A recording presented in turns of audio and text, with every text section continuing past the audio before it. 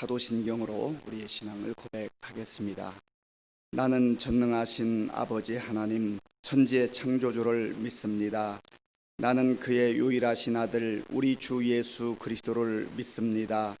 그는 성령으로 잉태되어 동정녀 마리아에게서 나시고 본디오 빌라도에게 고난을 받아 십자가에 못 박혀 죽으시고 장사된 지 사흘 만에 죽은 자 가운데서 다시 살아나셨으며 하늘에 오르시어 전능하신 아버지 하나님 우편에 앉아 계시다가 거기로부터 살아있는 자와 죽은 자를 심판하러 오십니다. 나는 성령을 믿으며 거룩한 공교회와 성도의 교제와 죄를 용서받는 것과 몸의 부활과 영생을 믿습니다. 아멘. 하나님께서 오늘 우리에게 주시는 말씀은 여호수아 17장입니다. 구약 성경 344쪽 여호수아 17장 말씀을 교독하겠습니다. 므낫세 지파를 위하여 제비 뽑은 것은 이러하니라. 므낫세는 요셉의 장자였고 므낫세의 장자 마길은 길르앗의 아버지라. 그는 용사였기 때문에 길르앗과 바산을 받았으므로 므낫세의 남은 자손을 위하여 그들의 가족대로 제비를 뽑았는데 그들은 곧 아비 에셀의 자손과 헬렉의 자손과 아스리엘의 자손과 세겜의 자손과 헤벨의 자손과 스미다의 자손이니 그들의 가족대로 요셉의 아들 므낫세의 남자 자손들이며 헤벨의 아들 길르앗의 손자 마길의 증손 므낫세의 현손 슬로보앗은 아들이 없고 딸뿐이요 그 딸들의 이름은 말라와 노아와 호글라와 밀가와 디르사라. 그들이 제사장 엘르아살과 눈의 아들 여호수아와 지도자들 앞에 나와서 말하기를 여호와께서 모세에게 명령하사 우리 형제 중에서 우리에게 기업을 주라 하셨다 하매 여호와의 명령을 따라 그들에게 그들의 아버지 형제들 중에서 기업을 주므로 요단 동쪽 길르앗과 바산 외에 므낫세에게 10분깃이 돌아갔으니 므낫세의 자손들이 그의 남자 자손들 중에서 기업을 받은 까닭이었으며 길르앗 땅은 므낫세의 남은 자손들에게 속하였더라. 므낫세의 경계는 아셀에서부터 세겜 앞 믹무닷까지이며 그 오른쪽으로 가서 엔다프와 주민의 경계에 이르나니 다부아 땅은 므낫세에게 속하였으되 므낫세 경계에 있는 다부아는 에브라임 자손에게 속하였으며 또 그 경계가 가나 시내로 내려가서 그 시내 남쪽에 이르나니 므낫세의 성읍 중에 이 성읍들은 에브라임에게 속하였으며 므낫세의 경계는 그 시내 북쪽이요 그 끝은 바다이며 남쪽으로는 에브라임에 속하였고 북쪽으로는 므낫세에 속하였고 바다가 그 경계가 되었으며 그들의 땅의 북쪽은 아셀에 이르고 동쪽은 이사갈에 이르렀으며 이사갈과 아셀에도 므낫세의 소유가 있으니 곧 베스안과 그 마을들과 이블르암과 그 마을들과 돌의 주민과 그 마을들이요 또 엔돌 주민과 그 마을들과 다낙 주민과 그 마을들과 무깃도 주민과 그 마을들 세 언덕 지역이라. 그러나 므낫세 자손이 그 성읍들의 주민을 쫓아내지 못하매 가나안 족속이 결심하고 그 땅에 거주하였더니 이스라엘 자손이 강성한 후에야 가나안 족속에게 노역을 시켰고 다 쫓아내지 아니하였더라. 요셉 자손이 여호수아에게 말하여 이르되 여호와께서 지금까지 내게 복을 주심으로 내가 큰 민족이 되었거늘 당신이 나의 기업을 위하여 한 제비 한 분깃으로만 내게 주심은 어찌함이니까 하니 여호수아가 그들에게 이르되 네가 큰 민족이 되므로 에브라임 산지가 네게 너무 좁을진데 브리스 족속과 르바임 족속의 땅 삼림에 올라가서 스스로 개척하라 하니라. 자손이 이르되 그 산지는 우리에게 넉넉하지도 못하고 골짜기 땅에 거주하는 모든 가나안 족속에게는 베스안과 그 마을들에 거주하는 자이든지 이스라엘 골짜기에 거주하는 자이든지 다 철병거가 있나이다 하니 여호수아가 다시 요셉의 족속 곧 에브라임과 므낫세에게 말하여 이르되 너는 큰 민족이요 큰 권능이 있은즉 한 분깃만 가질 것이 아니라 그 산지도 네 것이 되리니 비록 삼림이라도 네가 개척하라. 그 끝까지 네 것이 되리라. 가나안 족속이 비록 철병거를 가졌고 강할지라도 네가 능히 그를 쫓아내리라 하였더라. 아멘. 이스라엘 백성들이 약속의 땅 가나안 땅을 분배받을 때에 유다 족속과 또 요셉 족속, 그러니까 요셉의 두 아들 므낫세와 에브라임 그 자손들이 땅을 분배받는 그런 내용이 중요하다고 말씀을 드렸습니다. 어제 16장과 17장은 이제 요셉 자손들, 그러니까 므낫세와 에브라임 지파가 가나안 땅에서 분배받은 그 성읍들과 그 지역 경계에 대해서 말씀을 하고 있습니다. 오늘 먼저 1절에서 6절까지의 내용을 보면 하나님께서 약속하신 그 약속은 반드시 이루어진다. 신실하신 하나님에 대해서 몇 차례 말씀을 드렸습니다. 신실하다고 하는 것은 약속했으면 반드시 이루시는 하나님이라고 하는 것입니다. 약속은 멋지게 했는데 그 약속이 실현되지 않는다고 하면 그것은 허상에 불과한 것이고 물거품과 같은 것입니다. 오늘 본문의 내용은 민수기 27장에서 한번 언급되었던 내용인데, 그때는 하나님께서 슬로브앗의 5 딸들이 모세에게 나와서 자기들의 그 기업을 달라고 요청을 했습니다. 이 당시에는 아들들만 땅을 기업으로 받는 그 고대 근동의 그 문화 그리고 습관이 역시 이스라엘 백성들에게도 이렇게 적용이 되었던 것으로 보입니다. 그런데 안타깝게도 슬로보앗이 그만 약속의 땅에 이르지 못하고 광야에서 죽게 되었습니다. 그런데 슬로보앗에게는 아들이 없고 딸이 5명이 있었는데, 이 딸들이 가만히 생각해 보니까 원래 우리 아버지에게 아들이 있었다고 한다면 우리 가문이 아버지의 그 이름으로 땅을 분배받아야 되는데 아버지가 돌아가셨으니 이제 받을 길이 없어졌습니다.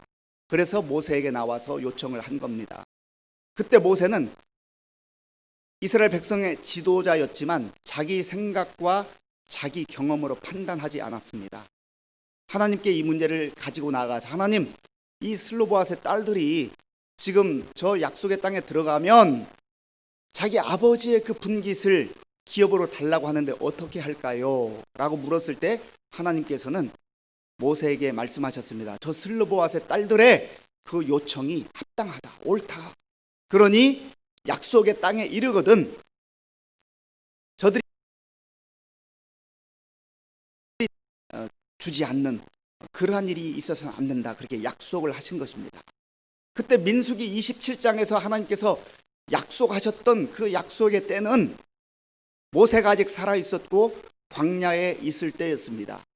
그런데 이제 모세는 하나님의 부름을 받았고 모세 후계자 여호수아가 이 약속의 땅에 이르러서 땅을 분배하고 있을 때 그 슬로보앗의 딸들이 나와서 이제는 여호수아에게 그리고 그 백성의 지도자들에게 요청하고 있는 겁니다.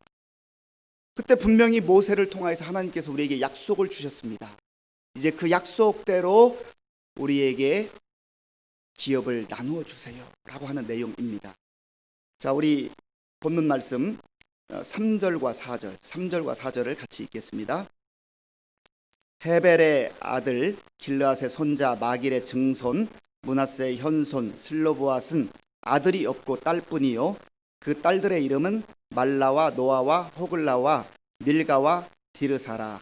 그들이 제사장 엘르아살과 눈의 아들 여호수아와 지도자들 앞에 나와서 말하기를 여호와께서 모세에게 명령하사 우리 형제 중에서 우리에게 기업을 주라 하셨다 하매 여호와의 명령을 따라 그들에게 그들의 아버지 형제들 중에서 기업을 주므로. 아멘. 여호와의 명령을 따라 하나님께서 그들에게 약속하셨고 마침내 세월이 흘러서 약속의 땅에 이르렀을 때에 그 약속을 이제는 여호수아를 통하여서 이루시는 신실하신 하나님을 만나게 되는 겁니다. 그러므로 우리가 하나님으로부터 받은 바 그 약속을 우리의 마음에 새기고 가슴에 품고 사는 삶이 얼마나 중요한지 모릅니다. 하나님의 약속이 있을 때 우리에게 소망이 있는 겁니다. 그리고 우리의 미래에 대한 그 꿈틀거리는 열정이 생기게 되는 것입니다. 왜냐하면 사람의 약속이 아니요 나 스스로의 열망이 아니라 하나님이 약속하셨기 때문입니다. 그래서 우리가 이 새벽에도 하나님 앞에 나온 것은 하나님 오늘 나에게 주시는 약속은 무엇입니까? 구약과 신약을 통하여서 성경을 통하여서 우리에게 주시는 하나님의 약속을 붙들고 나아갈 때 우리는 세상 속에서 희망을 가지고 소망을 가지고 살 수 있다고 하는 겁니다. 아무리 세상이 캄캄하고 아무리 세상이 험난하다 할지라도 하나님이 우리에게 주시는 그 약속이 있는 사람은 좌절하지 않습니다. 주저하지 않습니다. 오늘 하나님께서 주시는 약속의 말씀, 나에게 주시는 약속의 말씀을 붙들고 내 앞에 어떤 장애물이 있다 할지라도 그것 때문에 주저하지 말고 담대하게 약속 붙들고 신실하신 하나님 바라보며 나아가는 저와 여러분들이 될 수 있기를 바랍니다. 또 하나님께서 이 이스라엘 백성들에게 땅을 주실 때에 이미 광야에서 말씀하셨습니다. 너희가 약속의 땅에 들어가면 거기에 있는 그 가나안 족속들을 다 쫓아내야 된다. 만약에 그들을 남겨두게 되면 언젠가 그들이 너희들의 눈의 가시처럼 그리고 그 옆구리를 찌르는 가시처럼 괴롭게 할 것이다. 그렇게 경고의 말씀을 주셨습니다. 그런데 오늘 말씀에 보면 이스라엘 백성들이 물론 그 가나안 족속들과 싸우는 과정이 쉽지 않았겠지만 그 환경 속에서 하나님의 말씀을 소홀히 여기는 그런 모습을 보게 됩니다. 오늘 12절과 13절을 보겠습니다. 12절, 13절 같이 읽겠습니다. 그러나 므낫세 자손이 그 성읍들의 주민을 쫓아내지 못하매 가나안 족속이 결심하고 그 땅에 거주하였더니 이스라엘 자손이 강성한 후에야 가나안 족속에게 노역을 시켰고 다 쫓아내지 아니하였더라. 아멘. 그 땅은 비어있는 땅이 아닙니다. 그냥 점령하는 그러한 땅이 아니라고 하는 것입니다. 거기에는 강성한 이 가나안 족속들이 살고 있습니다. 하나님께서 이들을 다 쫓아내라고 하신 이유는, 멸하라고 하신 이유는 물들기 때문에 이방신 앞에 절하고 이방신을 섬기는 그 우상의 문화들이 이스라엘 백성들에게 들어올 것을 아셨기 때문에 그들과 적당하게 타협하거나 혼합해서는 안 된다고 하는 것을 말씀하신 것입니다.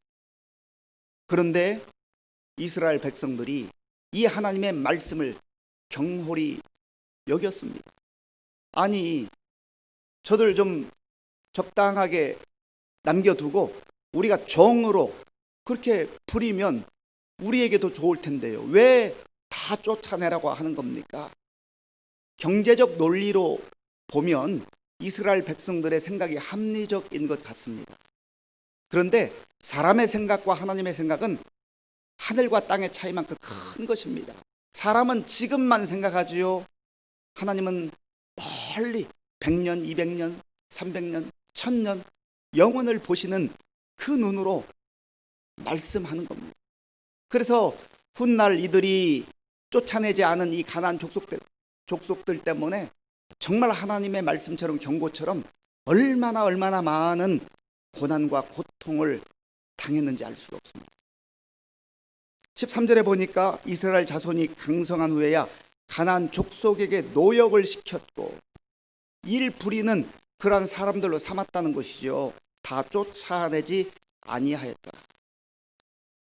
사실 16장 10절에도 보면 똑같은 내용이 납니다. 그들이 게셀에 거주하는 가나안 족속을 쫓아내지 아니하였으므로 가나안 족속이 오늘까지 에브라임 가운데에 거주하며 노역하는 종이 되니라. 므낫세 자손도 그리고 에브라임 자손도 영적으로 하나님의 말씀에 민감하지 못했던 겁니다. 하나님의 말씀을 100% 순종하지 않고 적당하게 50% 정도 순종하고 50%는 내 생각으로 사는 거예요. 이렇게 하면 더 유리하겠지. 주일날도 말씀드렸죠. 양다리 인생. 한 발은 예수님 안에, 한 발은 세상 안에. 그게 통하지 않는다는 겁니다. 그게 편한 것 같고 그게 우리에게 유익한 것 같지만, 그러나 하나님 보시기에 그것은 악한 것이요, 하나님이 그렇게 우리에게 또 하나님의 백성들에게 명하시는 이유는 그것으로 인하여서 결국은 하나님의 백성들이, 하나님의 자녀들이 고난당하고 고통을 당할 뿐만 아니라 궁극적으로는 바로 그 이방 신상 앞에 무릎을 꿇게 되고 그것으로 인하여서 가정이 무너지고 공동체가 무너지고 결국에는 나라가 망하는 그러한 일들이 벌어지기 때문에 하나님께서 금하신 것입니다. 그러므로 저와 여러분들 생활 속에, 삶 속에 들어와 있는 적당하게 타협하고 있는 것들, 세상의 문화, 교회 문화들, 나 욕심, 탐욕과 정욕들을 철저하게 십자가 앞에 다시금 못 받고 순전한 주의 말씀으로 그렇게 나아가 순종하는 저와 여러분들이 될 수 있기를 간절히 바랍니다. 14절부터의 내용을 보면 이제 요셉 자손이 여호수아에게 나와서 우리에게 더 많은 땅을 주세요라고 요구하는 그런 장면이 나옵니다. 우리 14절 말씀을 같이 읽어보겠습니다. 14절입니다. 요셉 자손이 여호수아에게 말하여 이르되 여호와께서 지금까지 내게 복을 주심으로 내가 큰 민족이 되었거늘 당신이 나의 기업을 위하여 한 제비 한 분깃으로만 내게 주심은 어찌함이니까 하니.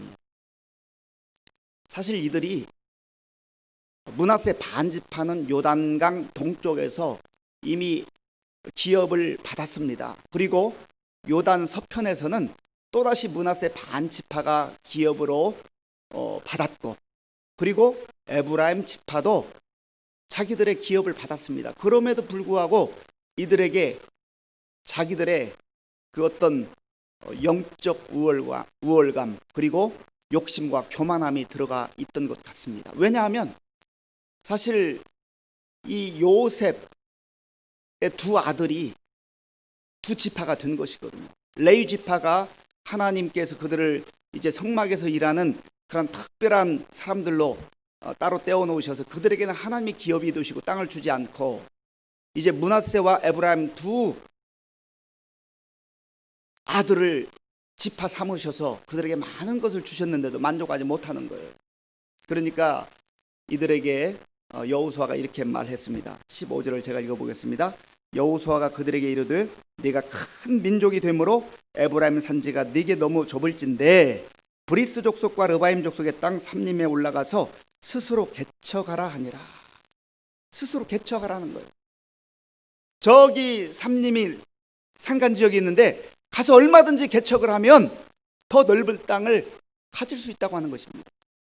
그러니까 이 요셉 자손들이 나와서 또 이렇게 말합니다.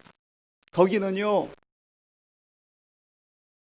아주 강한 철병거를 가진 그러한 가나안 족속들이 있습니다. 그리고 거기는 산지입니다. 그렇게 말해요. 근데 사실 14장을 보면 그 갈렙이 하나님의 약속을 붙들고 여호수아 앞에 나와서 이 산지를 내게 주소서, 그 열정, 하나님의 약속을 붙들고 산지를 나에게 주십시오. 내가 가서 그 땅을 점령하겠습니다. 그 하나님의 약속을 믿고 담대하게 나아가는 그 갈렙의 열정이 여기서는 보이지 않고 욕심만 나타난다고 하는 겁니다. 그때에 여호수아가 17절에서 이렇게 말합니다. 우리 17절 같이 읽겠습니다. 여호수아가 다시 요셉의 족속 곧 에브라임과 므낫세에게 말하여 이르되 너는 큰 민족이요 큰 권능이 있은즉 한 분깃만 가질 것이 아니라. 그러면 왜 이 에브라임 족속, 므낫세 족속, 요셉 자손들이 여호수아에게 나와서 이렇게 요구하는 것일까요? 물론 이들의 욕심도 있지만 사실 이스라엘 전체 지도자인 이 여호수아는요, 그 소속된 지파가 에브라임 지파입니다. 그러니까 당신은 우리 가문 사람이지 않습니까? 우리 혈연 관계를 좀 생각해 보세요. 우리에게 좀 프리미엄이 있어야 될 거 아닙니까? 이 혈연 관계를 이용해서 자기들의 욕망과 욕심을 채우려고 하는 겁니다. 그런데요, 하나님의 사람 여호수아는 개인적 감정, 혈연에 치우쳐서 그렇게 일을 하지 않습니다. 하나님의 지도자들, 하나님의 사람들은 감정에 치우치거나 어떤 자기 혈연, 또 학연, 지역 이런 거에 따라서 일을 처리해서는 안 된다고 하는 겁니다. 여호수아는 다시금 그들에게 참으로 인내심을 가지고 말씀으로 도전을 합니다. 마지막 절입니다. 18절 같이 읽겠습니다. 그 산지도 내 것이 되려니 비록 산림이라도 내가 개쳐가라. 그 끝까지 내 것이 되리라. 가나안 족속이 비록 병거를 가졌고 강할지라도 네가 능히 그를 쫓아내리라 하였더라. 아멘. 지금까지 우리가 이 땅을 점령하고 저 여리고성을 점령했던 것은 우리의 군사력이 막강해서가 아니라 하나님께서 행하셨음을 여러분 보지 않았습니까? 이 땅을 점령하는 것은 우리의 능력으로 점령하는 것이 아니라 하나님의 약속을 믿고 믿음으로 나아가는 겁니다. 저들의 철병거를 두려워하지 말고 믿음으로 다시금 여러분들 나아가서요, 하나님을 의지하고 하나님의 약속을 믿고 나아가면 여러분들이 저들이 아무리 강할지라도 승리할 수 있습니다. 다시금 약속으로 이렇게 도전하고 있는 겁니다. 사랑하는 성도 여러분, 오늘 우리에게 주시는 이 말씀을 우리 마음에 새기고 깊이 묵상하는 가운데 우리의 마음속에 들어와 있는 우리의 탐욕, 욕정들을, 욕망들을 다 제거하고 순전하게 하나님 앞에 순종하는 저와 여러분들이 될 수 있기를 바라고, 또 인간적 감정과 자기의 욕망에 따라 혈연, 지연, 학연 이런 어떤 관계들을 통하여서 그렇게 무엇인가 취하려고 하는 것보다는 하나님이 허락하신 그 분깃을 따라서 그렇게 살아갈 때 하나님께서는 우리 앞에 어떠한 장애물이 있다 할지라도 우리와 함께 하시며 승리를 허락해 주실 줄로 믿습니다. 기도하겠습니다. 하나님 아버지 감사합니다. 오늘 우리에게 주신 말씀을 깊이 마음에 새기고 우리의 삶의 현장 속에서 온전히 순종하는 성도님들 다 되게 하여 주시옵소서. 예수님의 이름으로 기도하옵나이다. 아멘. 주기도문으로 예배를 마치겠습니다. 하늘에 계신 우리 아버지, 아버지의 이름을 거룩하게 하시며 아버지의 나라가 오게 하시며 아버지의 뜻이 하늘에서와 같이 땅에서도 이루어지게 하소서. 오늘 우리에게 이용할 양식을 주시고 우리가 우리에게 잘못한 사람을 용서하여 준 것 같이 우리 죄를 용서하여 주시고 우리를 시험에 빠지지 않게 하시고 악에서 구하소서. 나라와 권능과 영광이 영원히 아버지의 것입니다. 아멘.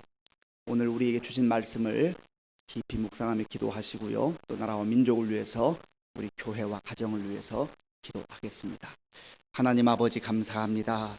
하나님의 은혜로 지난밤 편히 잘 쉬게 하시고 또 오늘 복된 날 하나님께서 새날을 주셔서 이 고요한 시간 하나님 앞에 나와 우리의 마음을 다하여 예배드리게 하시고 또 말씀 듣게 하시고 우리에게 주시는 약속의 말씀을 붙들고 기도할 수 있도록 도와주셔서 감사합니다. 하나님 아버지, 오늘 우리에게 선물로 은혜로 주신 이날 하나님의 약속을 따라 살게 하시고 하나님 말씀 가운데 살아가게 하시며 온전한 순종으로 나아갈 수 있도록 인도하여 주시옵소서. 아버지 하나님, 신실하신 하나님께서 우리에게 약속해 주시면 반드시 이루시는 신실한 하나님을 알게 하시고 우리가 우리의 욕망과 세상의 가치를 따라 살지 아니하고 오직 주님의 약속 붙들고 믿음으로 살아가는 우리 성도님들 다 될 수 있도록 은혜를 베풀어 주시옵소서.